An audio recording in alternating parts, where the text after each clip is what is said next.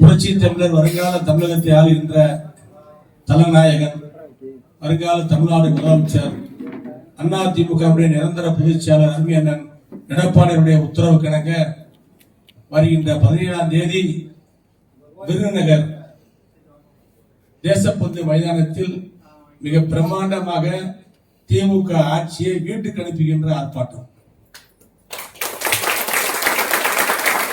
சட்ட ஒழுங்கை சரி செய்யாத திமுக ஆட்சியை கோட்டையை விட்டு வெளியேற்றுகின்ற ஆர்ப்பாட்டம். தொடர்ந்து நடக்கின்ற சிறுமிகளுக்கு பாலியல் தொல்லைகளை தடுக்க தவறிய திமுக ஆட்சியை வீட்டுக்கு அனுப்புகின்ற ஒரு ஆர்ப்பாட்டம். சட்ட ஒழுங்கும் சரியில்லை, பெண்களுக்கு பாதுகாப்பும் இல்லை, படிக்கின்ற மாணவிகளுக்கு பாதுகாப்பு இல்லை, சிறுமி முதல் வயது முதிர்ந்த மூதாட்டி வரை பாலியல் துன்புறுத்தலுக்கு ஆளாக்கப்படுவதை தினந்தோறும் நாம் பத்திரிகை செய்திகளை பார்த்து வருகிறோம்.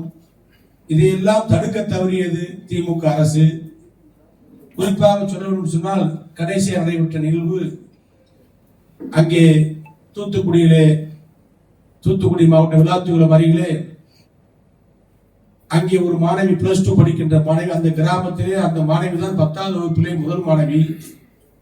அதிகமான மதிப்பெண் பெற்ற திறமையான ஒரு மாணவிக்கு நேர்ந்த கொடூரம், கொலை பதறுகின்ற செயல், பாலியல் பலாத்காரம் செய்யப்பட்டு படுகொலை செய்யப்பட்டிருக்கின்றார். இந்த நிமிடம் வரை அதற்குரிய குற்றவாளிகளை இந்த அரசாங்கம் கைது செய்யவில்லை. இதை கண்டு வேதனைப்பட்டு நம்முடைய பொதுச் செயலாளர் எடப்பாடியார் நம்முடைய அதிமுக நாடாளுமன்ற உறுப்பினர்களுக்கு உத்தரவிட்டு நாடாளுமன்ற மேல் சபையிலே நமது MP இன்பதுரை அவர்கள், தமிழ்நாட்டில் சட்டத்தின் ஆட்சி நடக்கவில்லை, காட்டாட்சி நடக்கிறது,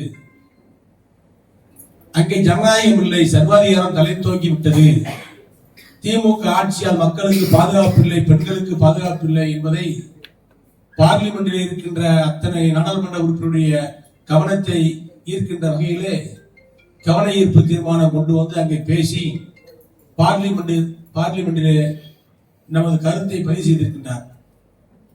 அதற்கு பின்பும் பல்வேறு கோரிக்கைகள், அறிக்கைகளை நமது பொதுச் செயலாளர் எடுத்து சொல்லியும் அழுத்தம் கொடுத்தும் தமிழக அரசு செவிலின் ஊதிய சங்கை போல ஒளி இல்லாமல் செத்து போய் கிடக்கின்றது. எந்த விதமான முன்னேற்பாடும் கிடையாது, முன்னெச்சரிக்கை நடவடிக்கையும் கிடையாது, குற்றவாளிகள் கைது செய்த நடவடிக்கையும் கிடையாது. மக்கள் பயத்தோடு அச்சத்தோடு வாழ்கின்ற ஒரு நிலைதான் தமிழ்நாட்டில் இருக்கின்றது. ஆகவே இதை வெளிச்சத்துக்கு கொண்டு வர வேண்டும் என்ற எண்ணத்தோடு இந்த அரசை தூண்டிவிட வேண்டும், சட்ட ஒழுங்கு சரி செய்யப்பட வேண்டும், மக்களிடத்தில் எழுச்சியை உண்டாக்க வேண்டும். தவறு செய்கின்ற காவல்துறையாக இருந்தாலும் சாமானியராக இருந்தாலும் சட்டத்தின் முன் சமம் என்பதை நிலைநிறுத்த வேண்டும் என்பதை மையப்படுத்தி பெண்களுக்கு எதிரான வன்கொடுமைகள் நடைபெறுவதையும் தமிழ்நாட்டினுடைய சட்ட ஒழுங்கு சீர்கேடாகி இருப்பதையும் கண்டித்து, சரி செய்ய தவறிய திமுக அரசை கண்டித்து, சட்ட ஒழுங்கை சரி செய்யாத திமுக அரசை கண்டித்து விருதுநகர் ஒருங்கிணைந்த விருதுநகர் மாவட்ட கழகத்தின் சார்பாகவும் NTA கூட்டணி, பாரதிய ஜனதா, அம்மா மக்கள் முன்னேற்ற கழகம் போன்ற நமது கூட்டணி கட்சியில் அங்க வைக்கின்ற அனைத்து கட்சிகளுடைய சார்பாகவும் மிக பிரமாண்டமான கண்டன ஆர்ப்பாட்டம் விருதுநகர் தேசப்பந்து மைதானத்திலே எனது தலைமையிலே நடைபெற இருக்கிறது. அந்த நிகழ்ச்சியில், அந்த ஆர்ப்பாட்டத்தில் அலைகளென நம்முடைய சிவகாசி தொகுதியிலிருந்து கழகத்துடைய நிர்வாகிகளும் பொதுமக்களை அழைத்து கலந்து கொள்ள வேண்டும்.